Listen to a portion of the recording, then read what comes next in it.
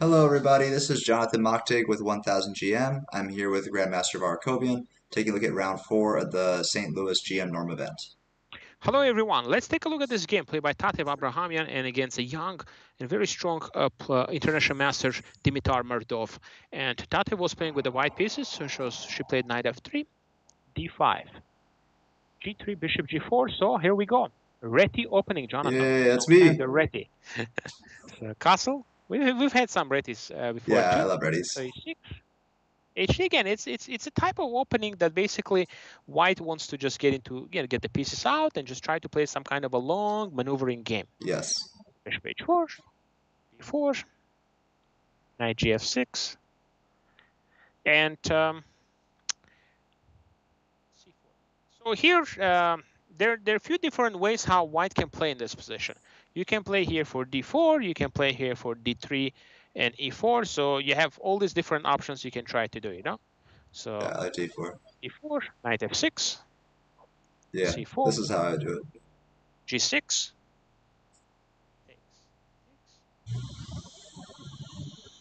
knight e5. So white is immediately going for this concrete line where you have some g4 ideas coming up. So it's very, very sharp. So bishop g6. I think white is a little bit better in these positions. And now knight b6. Okay, this I'm not sure. I think white probably has some advantage if she plays queen b3 here. The point of queen b3 in this position is that you have some a4 ideas coming up, a4, a5 very quickly, and try to dislodge this knight. So queen is actually well placed in this position. So, but she played bishop g5, bishop e7, and f4. Okay, this is probably not the best because it's allowing white to play bishop e4. In general, we don't want to play the move f4 too early because it weakens the position. We have to be absolutely sure that everything is covered up before we can play the move f4. So here there were different alternatives. So I think idea like a4, a5 looks very interesting to put some pressure. And then key4, f4, because f4 is such a committal move. Once you put the pawn on f4, it's just never going to come back. So you want to make sure that you are fully controlling everything before you do that. So f4, bishop f5. Yeah, a bishop f5, it's not the best move. The best alternative is to play bishop e4 to try to trade the bishops. And if you say you take with a knight, knight takes e4. Takes, queen takes e4. Bishop takes, and pawn takes. And now you have f6 ideas coming up. So black is looking very good, f6, and now remove the knight, and the black knight can come to d5. Yeah, it's just going to be very, very comfortable. So instead, black played the move bishop f5. Now g4. Tatev is a very strong attacker, so if she gets this position, she's very, very, very dangerous. So she has beaten many grandmasters in attacking style. Bishop c8, very passive, Jonathan. You see the bishop made auto move and went back to the original position. And this is a type of play that you don't really want to do because it's just passive. Bishop h4. I kind of like the idea of f5 because I like to just cement this bishop, to make sure this bishop is not going anywhere, cement it. So played bishop h4, castles, queen d3. It looks very good for white. It looks very good. And now the rooks are connected. I mean, yeah, it's a type of position that, you would probably want to play with white. But there are some weaknesses and the pawns are advanced. Knight e8. That is very strong. That is a very strong move by young IM because he wants to exchange the bishops. And also he wants to basically play f6 and say, you know what? This knight's got to go. This knight is in my territory. It's got to go from here. So bishop here and here. F5. Interesting, because I thought he wanted you to play f6 to cush this knight from here. And bishop goes here, something like bishop e6. And the knight can come to d6, and it's just very comfortable. But this is how I would play. I would remove the opponent's strong piece from my territory. That makes sense. Yeah, you just So don't. Why leave a good that piece was there? my approach, you know. But I played f5. Not a bad move. So, oof, why take? Why take by Tatev? I'm surprised she took and invited the bishop to come in. Okay, I would have probably just played e3 here. Just keep the position under control. I like white a little bit here, but take, bishop takes, e4.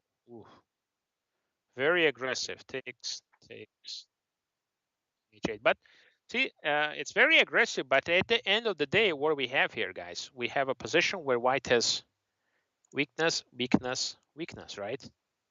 And we don't really have a very powerful attack going in. So that's why you have to be careful, you know? It's always nice to play a breakthrough move like e4, but if you're going to end up in a position where you have more weaknesses than strengths, then you're going to be at a disadvantage here.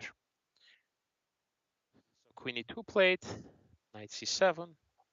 Now I think black is fine. Knight c5. Yeah, it's just about equal here. Black has a very good grip on the light squares here, though. A8, knight c7. Both players are just maneuvering at this point. And again, they were getting close to the time trouble. And now some knight e3. It's a little bit easier to play this position for black because white has some weaknesses like the c5, and now knight is coming to d3, attacking on b2 and f4. There are just more weaknesses you have here. So here, queen a3. Yeah, this is already a bad move, I think. Yeah, it's just a little bit more uncomfortable here, for white. So, perhaps the best is to try to create some counterplay here with bishop h4. But queen e3 and knight a3, and now black is just taking over the game. Control of the e file now coming for black. The knight is very active, bishop. So, like, you don't really want to trade because after the trade occurs, it's going to be very difficult to stop the rook e2 penetration here. So it goes here, queen g6. Okay, h5 was a possibility here. h5, h4, queen d3, rook e3 coming in. And yeah, here I guess rook d7 first, rook d7, and then maybe rook e3, because now here, rook f3. So here bishop f2 is a good move, kicking the rook. You cannot take, d8 is hanging. And now if the rook goes back, bishop d4, centralizing the bishop.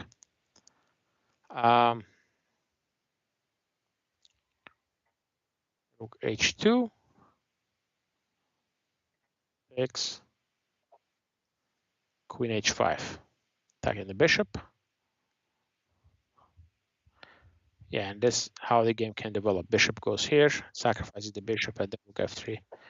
And position remains to be quite unclear here still. But after rook e3, played rook f3, doubling up the rooks. And yeah, this is a mistake here for sure. Here, something like queen d4 is very important to control the e3 square. Okay, so this would be very good to control. So played here, take. Now look at me, very strong. Once the rook comes to the second rank, the knight is very strong, and now bishop e4 is also on top here. So it's going to be very difficult. Then queen d4, bishop e4, check. Now, and now I like this move, final touch, queen h5. Because now he eliminated the defender, and now That's he's amazing. ready to pick this guy up. And the only way to stop them getting made is to take. But you're still losing here. But the problem is you're losing your rook here next after this. So it's not even complicated, just over. Just over, absolutely. Yeah, it was a very, very interesting game. White started very strong and had an advantage for the beginning part, but I think in the middle game, once black got into a solid position, then I like how Mardov played and took over the light squares and finished in style with the rook sacrifice, Jonathan. So again, Love that. this game was interesting. It was a battle for the light squares that eventually black managed to win. Okay, so once again, one of my emphases would be careful with the pawn breaks. Okay, sometimes it's better to keep the center closed than just try to rip open the center and get into a position like this. Like for example, Would you say, keep it Akobian? solid, keep it balanced. Okay, Would you say it's that very important. Sorry, would you say for players at my level that we're usually just trying to get like activity and we just do overly aggressive moves Like breaking the center or Sometimes snacking. I see that, yes. Sometimes I see that, absolutely. A little bit over-aggressive play. So that's, I think, what happened here. Takes, yeah, take, and e4. Okay. Awesome. All right. Very good, guys. Hope you guys enjoyed this game, and we'll be back with more videos with you shortly. Thank you, everybody.